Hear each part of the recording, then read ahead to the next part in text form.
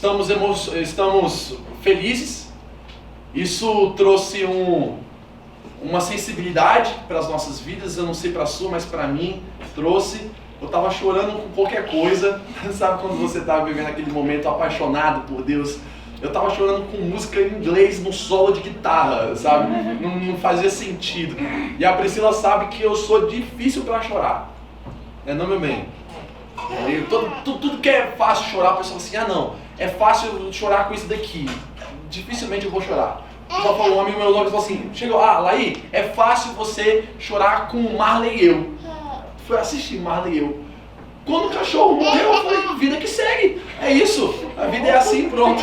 Eu olho pro lado, tá a Priscila chorando assim por causa do cachorro. A gente assistiu esses dias um filme onde a menina passa por uma situação super difícil e ela morre no final, aquela coisa toda.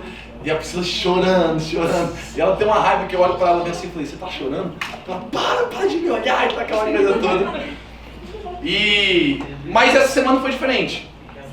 Essa semana eu percebi que eu estava mais sensível a algumas coisas que o Espírito Santo tinha para falar no meu coração. E eu quero compartilhar com vocês aquilo que ele compartilhou comigo, tá? E eu sou o pregador do perdão. A gente até brinca entre a gente que quando a pastora Larissa vai pregar, parece que Deus está dando um arroz na gente. Quando eu prego, parece que Deus está fazendo carinho, dando uns beijocas. Então, João capítulo 20, versículo 19. Acompanha comigo. Bem, já vou direto para a palavra, tá escrito não é oferta nada não, direto. Se você quiser levar a mãozinha para lá. Tá bom.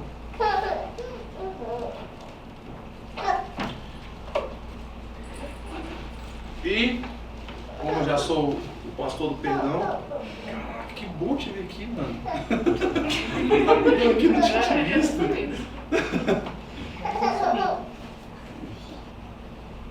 Vamos ler a partir do 19, tá?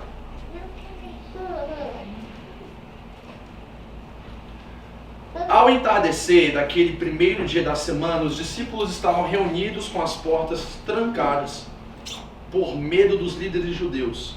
De repente, Jesus surgiu no meio deles e disse, paz seja com vocês.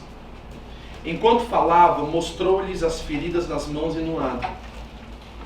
Eles se encheram de alegria quando viram o Senhor. Mais uma vez ele disse, paz seja com vocês. Assim como o meu Pai me enviou, eu os envio. Então soprou sobre eles e disse, recebam o Espírito Santo. Se vocês perdoarem os pecados de alguém, eles estarão perdoados. Se não perdoarem, eles não estarão perdoados. Aqui é o momento da famosa grande comissão. Na Bíblia você vai ter 4 evangelhos falando a mesma história, só que em perspectivas diferentes.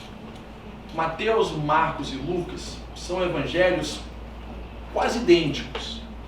Claro que Mateus vai evidenciar mais o rei judeu, né, que os judeus estavam esperando o Messias. Marcos é um Jesus mais prático, pouco diálogo. E Lucas é o Jesus que veio para as mulheres, para os pobres, para os escravos, tanto que ele dá super ênfase a isso, e uma ênfase ao Espírito Santo. Mas eles são chamados de evangelhos sinóticos. Evangelhos que se conversam, evangelhos que são quase idênticos, né? Mateus, Marcos e Lucas. O livro de João, ele já não é o evangelho idêntico aos outros 3. Por quê? Porque ele foge, ele é um evangelho fora da curva. Os outros começam tudo lá do iniciozinho da história de Jesus. Ele já começa pelo final. Sabe aqueles filmes cabeça que já começa pelo final, depois você entende que aquilo dali era o final e não o começo, e você fica com aquela cabeça explodindo por causa do plot twist? É o Evangelho de João. O Evangelho de João, ele começa pelo final e ele dá muita ênfase ao diálogo. Ou seja, o Evangelho de João, ele gosta muito de mostrar a parte subjetiva da nossa fé, enquanto os outros focavam muito mais na parte objetiva. ele vai falar da parte subjetiva. E aqui a grande comissão, você tem o chamado de Jesus aos discípulos de ide a todo o povo e pregar o evangelho. É o que todos os outros evangelhos falavam e relataram. Quando você está em João, ele fala bem assim, olha, o meu Pai me deu autoridade, e essa autoridade eu estou soprando para vocês, eu estou entregando esse Espírito para vocês se tornarem reconciliadores. Porque o aspecto objetivo da comissão, da grande comissão, é fazer discípulos e pregar o evangelho. Mas o aspecto subjetivo, né, dessa missão que nos foi comissionada é perdoar as pessoas como Deus nos perdoou. Presta atenção. Eu, essa semana, trabalhando, escutando um podcast, eu estava escutando um podcast do Rodrigo Silva, é um teólogo adventista, e ele fez um questionamento ao entrevistador muito interessante, porque por diversas vezes os meus alunos, eles fazem umas perguntas básicas, mas sabe como você já está tão dentro daquele mundo que você não para fazer questionamentos como se alguém estivesse fora daquele mundo e quisesse entrar? Sabe, às vezes a gente já está tão acostumado com a rotina de igreja, tão acostumado com o linguajar, que a gente ignora alguns questionamentos válidos de alguém que não conhece a Deus e que quer conhecer. Então, os meus alunos chegaram para mim e falaram bem assim, professor, eu já rezo, eu já tenho a minha prática de leitura bíblica e tal, mas como que eu faço para conhecer de verdade quem Deus é? É o tipo de pergunta que é básica, né? É simples, mas que te deixa num bico de sinuca. Mas que te fala assim, você fica perdido. Eu, como professor de ensino religioso, eu falo assim, caramba, ele já falou coisas que eu falaria para ele fazer. Mano, faz sua oração e faz sua leitura bíblica. Mas ele já falou isso e parece que isso não resolveu o conflito no coração dele. Parece que isso não foi suficiente para ele observar e conhecer quem Deus é. Alguns outros falam bem assim, professor, eu já faço meditação, mas como que eu faço para me aproximar mais de Deus? É o estilo de meditação de você experimentar um pouco mais, né, vislumbrar um pouco mais da natureza e perceber Deus nas coisas, perceber Deus na natureza, na ciência. Tem pessoas que fazem questionamentos do tipo, poxa, é tudo tão calculado, é tudo tão sincronizado o universo, que é impossível você dizer que Deus não existe. Precisa de um arquiteto, precisa de alguém maior para ter planejado. Existe uma pesquisa que fala que se você tirar uma estrela do lugar, o universo inteiro fica um caos. Então, até as posições das estrelas foram colocadas ali de forma muito calculada, sabe? De forma muito bem pensada. E essas coisas, elas mostram para nós que existe um Deus. Quando você está ali lendo a Bíblia, cantando uma música, está aqui na igreja, e você sente algo bom, isso aponta para você que existe algo maior. Mas isso é o suficiente? O que de fato nos faz aproximar e conhecer quem de fato Deus é? Aí esse teólogo, ele fez uma dinâmica com o entrevistador, muito legal. Ele pegou um quadro, falou assim, cara, tem aqui um quadro. Mostrou pro rapaz, falou bem assim, e era um quadro que parecia aquelas paisagens dos folhetos de Testemunho de Jeová, que tem um cara fazendo carinho na onça, sabe? Aquelas paisagens do paraíso, como é que seria o paraíso. Então, era uma paisagem linda, linda. Com as montanhas atrás, um rio na frente, com uma área verde ali. E ele falou bem assim, ao olhar para esse quadro, o que você consegue sentir através desse quadro? Aí o cara olhou e falou assim, pô, eu sinto paz, esse quadro ele me transmite paz. Parece um paraíso, tranquilidade. Aí o que mais? Aí os outros caras foram falando, ó, esse aqui parece, sei lá, sossego. descanso. Aí ele fez uma outra pergunta. Através desse quadro, né, só olhando para o quadro, vocês conseguem especular que o cara que fez esse quadro, ele tem pelo menos um mínimo de sensibilidade com a vida? Mas, cara, com certeza tem sensibilidade com a vida. É um quadro que demonstra muitas cores, é um quadro que expressa a beleza da natureza. Então é alguém que contempla a vida e a natureza em si, aquilo que está ao seu redor. E eles então começam a chutar quem foi que fez o quadro. Aí os caras falaram, não sei, assim, vai chutando aí. Van Gogh, Picasso. Aí foi falando, falou assim, não. Sabe quem foi que fez esse quadro? Aí eles perguntaram, quem? Adolf Hitler. Foi Adolf Hitler. O cara que matou milhares de pessoas nos seus campos de concentração, que foi um terrível ditador, teve a sensibilidade suficiente para produzir um belo quadro. Um quadro lindo, maravilhoso. Aí ele faz uma outra pergunta. Você observar Deus na natureza, você observar Deus talvez nas rezas, nas canções, aponta para você que existe um autor disso tudo. Mas quem te garante que esse Deus não é um Adolf Hitler?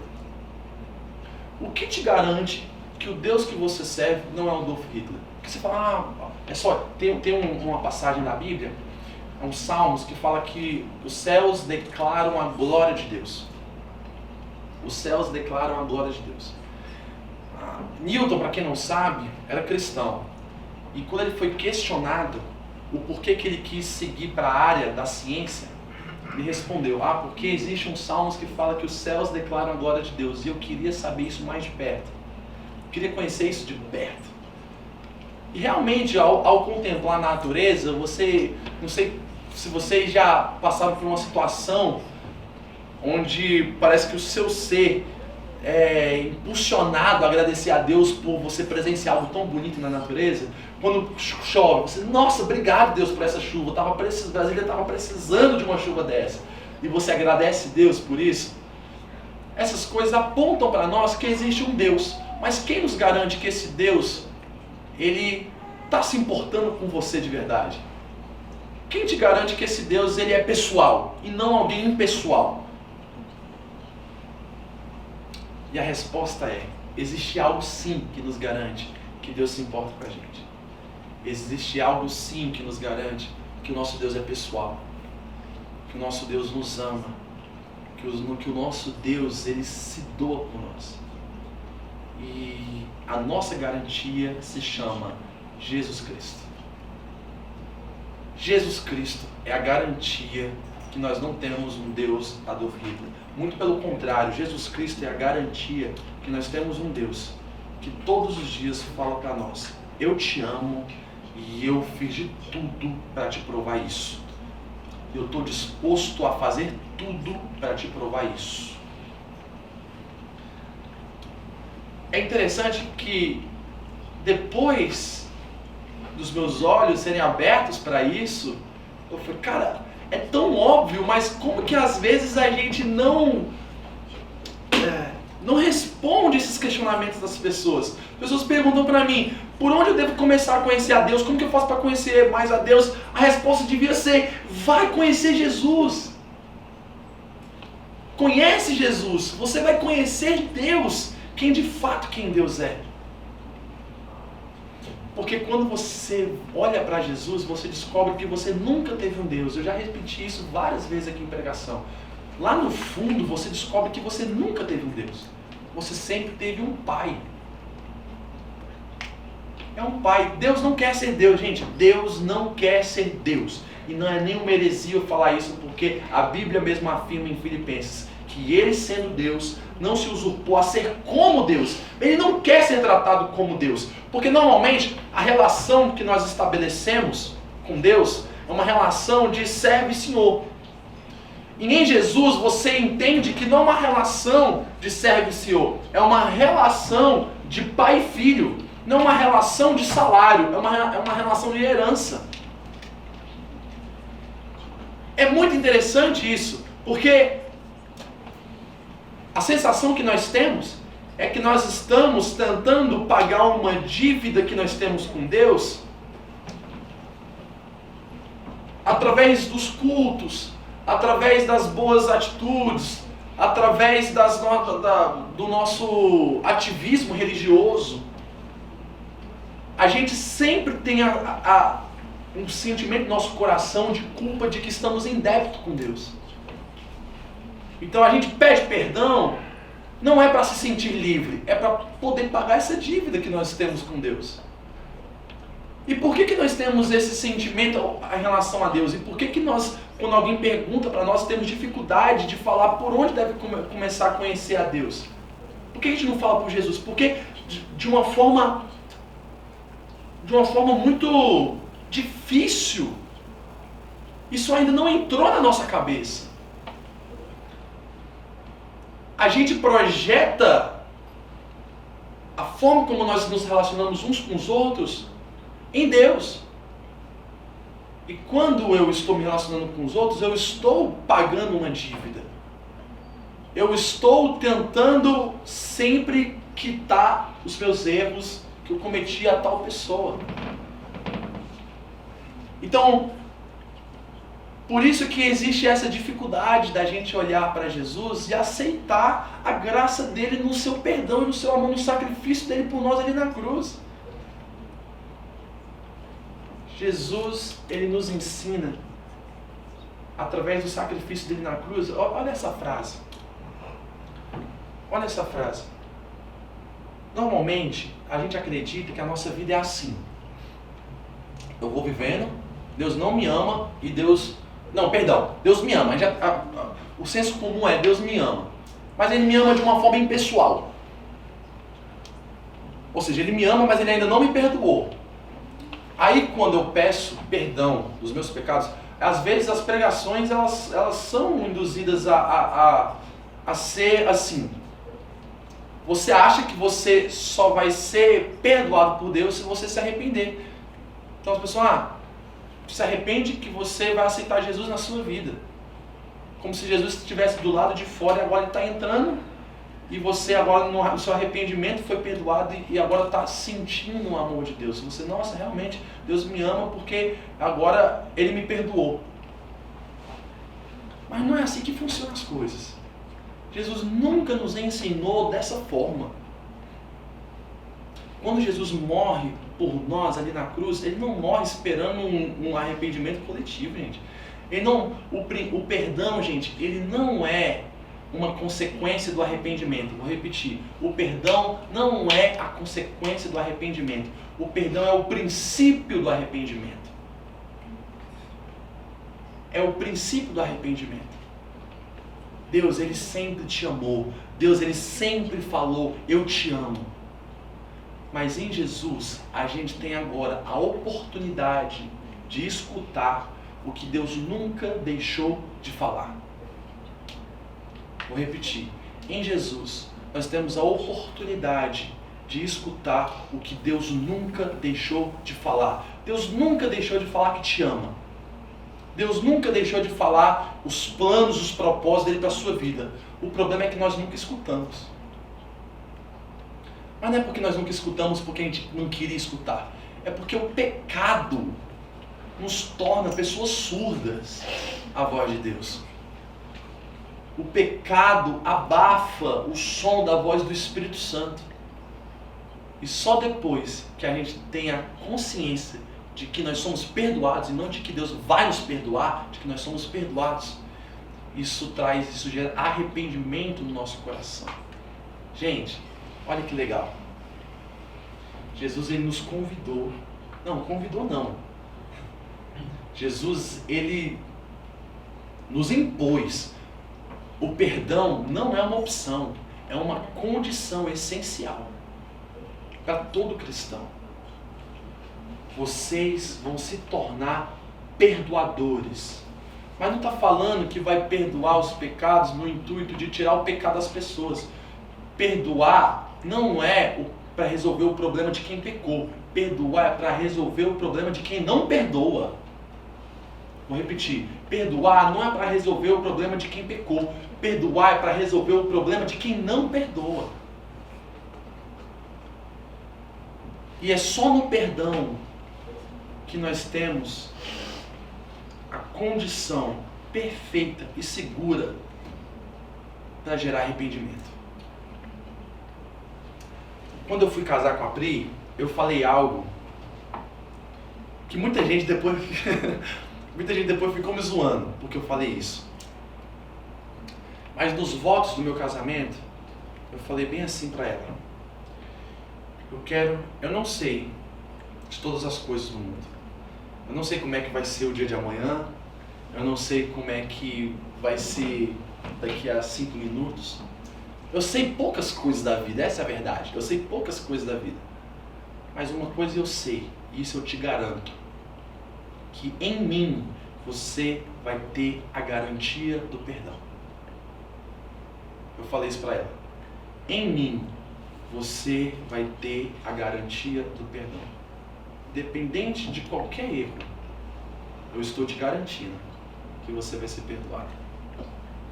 Aí depois ficou os moleques falando assim: mano, como é que você tem coragem de falar um trem desse? Você tá pedindo pra pessoa errar contigo, pô. Eu falei: se a pessoa entendeu dessa forma, o problema não é meu. O problema é da pessoa.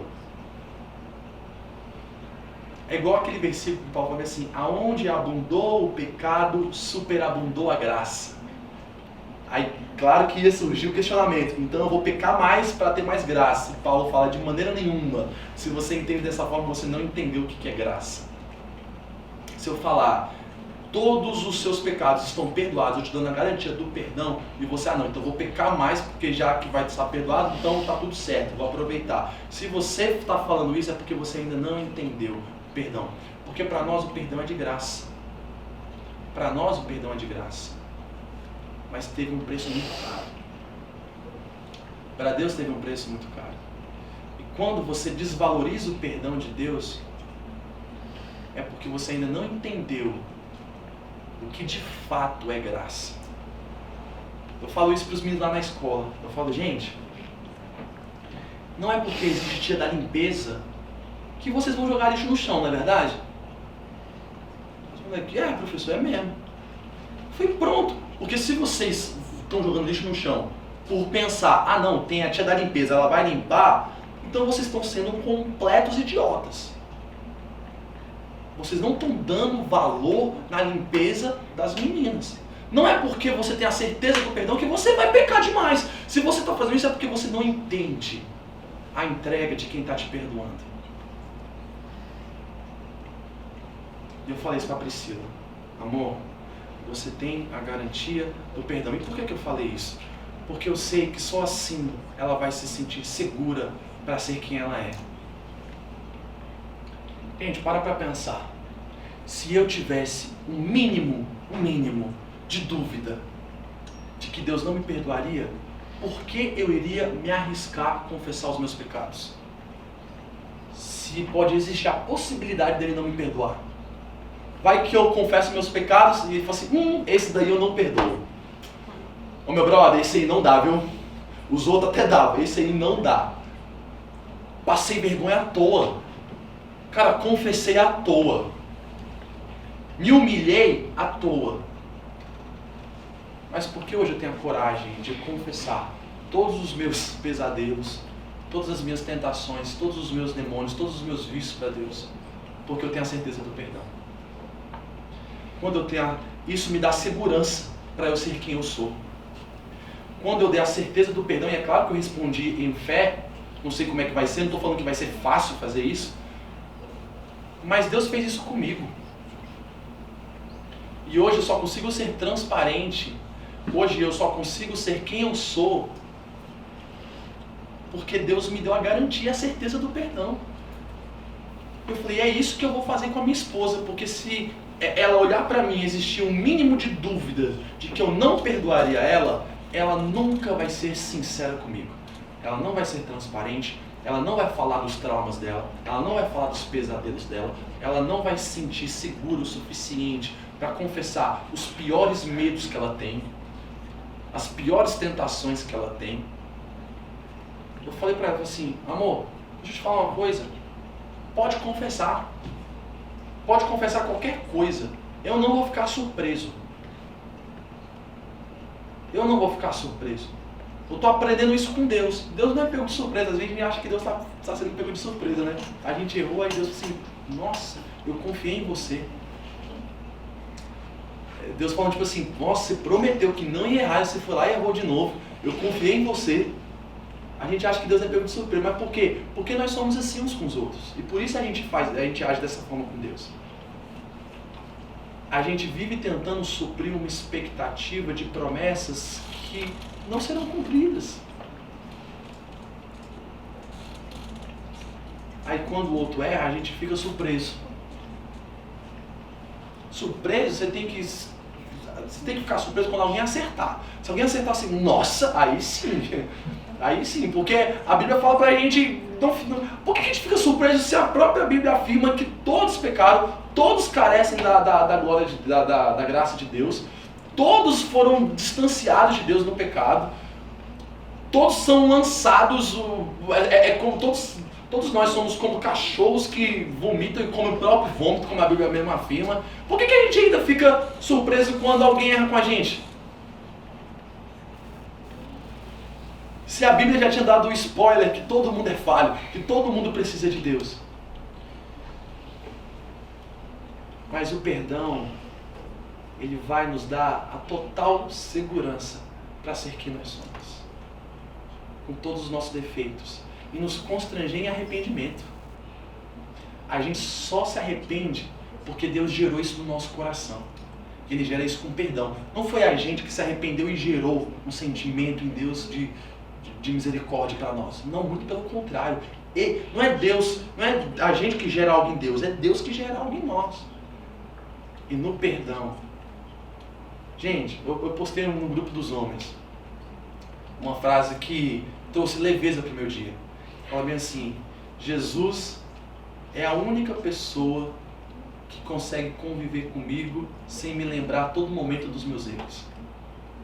Lembra que eu botei lá no grupo? Vai todos os homens. As nossas esposas também são assim com a gente. Graças a Deus. Jesus é a única pessoa que não joga os erros na sua cara. E sabe qual o melhor? Qual o melhor?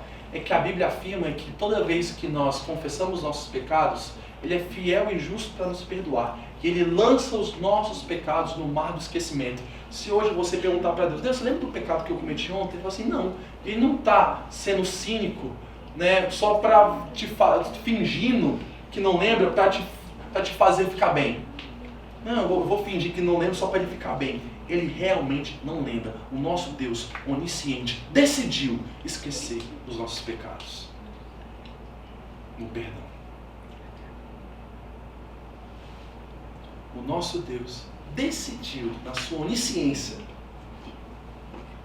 esquecer de todos os seus pecados. Tanto que a gente não vai ser condenado, gente. Ninguém vai ser condenado, ninguém vai ser julgado por causa do pecado. Todos os pecados foram perdoados. A Bíblia já deixou isso. A gente vai ser julgado pela rebeldia. É alguém que não quer se tornar perdoador como o Pai é. Nós vamos ser julgados por essa rebeldia. Em não obedecer para ser aquilo que nós nascemos para ser. E nós nascemos para ser reconciliadores. Pessoas que vão trazer segurança para o mundo. Transparência, luz, arrependimento. A pessoa só vai conseguir se arrepender se você liberar o perdão. Então, que esse possa ser o nosso desafio hoje. Que você possa saber que o nosso Deus Todo-Poderoso, tendo total respeito, moral e legalidade para te condenar e jogar os erros na sua cara, decidiu te perdoar. E agora te tornar alguém assim também. E você só vai saber disso se você se aproximar de Jesus. Tá? Vamos ficar em pé?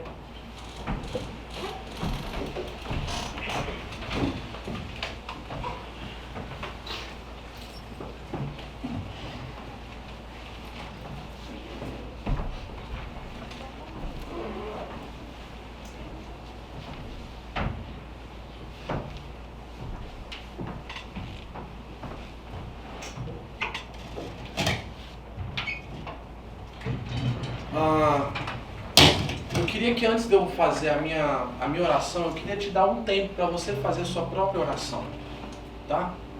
É um tempinho rápido, mas é que você... Eu queria que você tivesse contato com esse amor.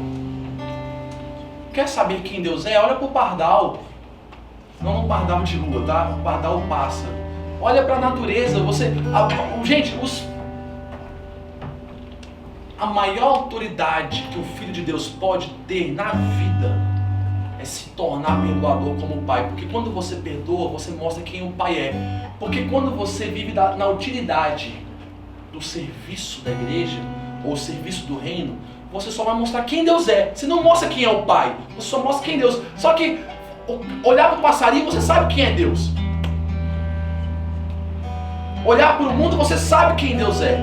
Mas as pessoas só vão saber quem é o Pai se você perdoar.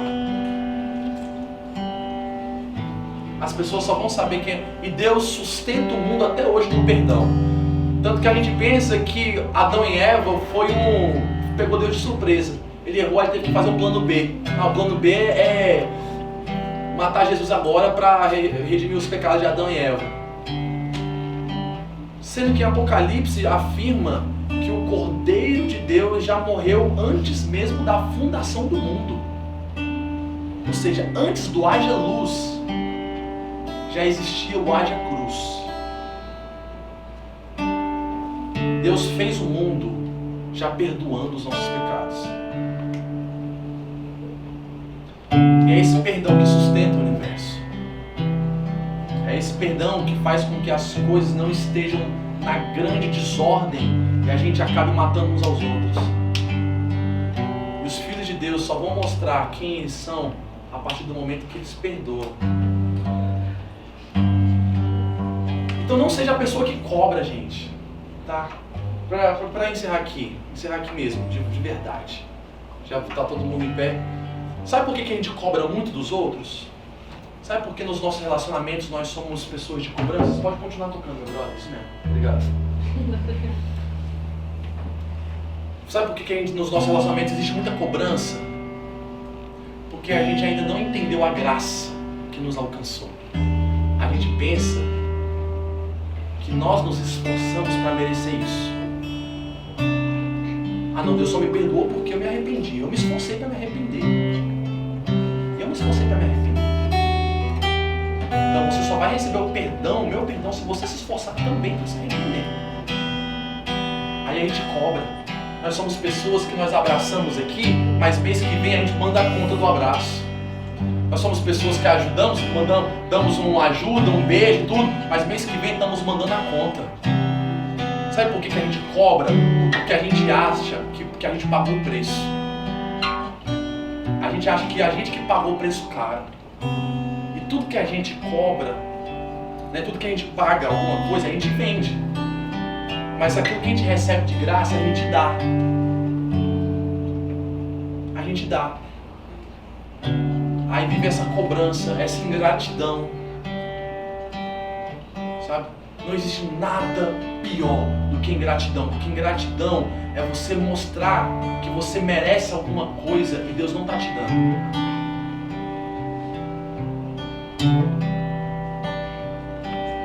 Não, gente, lutem de todas as formas contra a ingratidão. Foi por causa da ingratidão que o povo não entrou na terra prometida. Por favor, não deixa os milagres não acontecerem na sua vida porque você reclama demais. Quando você reclama demais, você está dizendo para Deus que você está pagando alto preço e não está recebendo. Mas não foi você que pagou o preço. Foi Jesus na cruz que pagou o preço. E Ele te deu de graça. Então por que você ainda está cobrando? Por que você ainda está deixando a vida difícil e pesada? cobrando uns aos outros, cobrando os relacionamentos, cobrando a igreja, cobrando tudo, deixando tudo tão pesado. Lutem de todas as formas contra a ingratidão. E só dá para lutar contra a ingratidão quando nós se lançarmos no amor de Deus e no perdão de graça. Vamos orar? Faz essa oração.